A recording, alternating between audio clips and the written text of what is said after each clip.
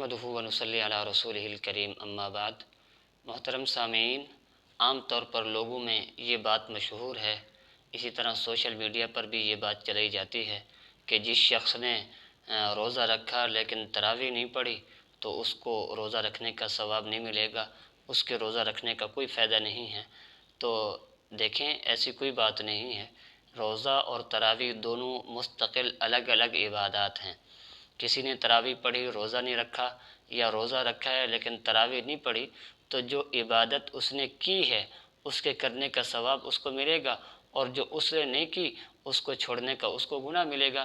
یہ نہیں ہے کہ روزے کی قبولیت کا دار و مدار تراویح کے پڑھنے پر ہے، یا تراویح کی قبولیت کا دار و مدار روزے کے رکھنے پر ہے۔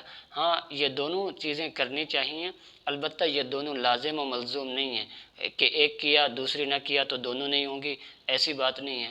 تراویح بھی مستقل عبادت ہے، اور یہ سنت مؤکدہ ہے۔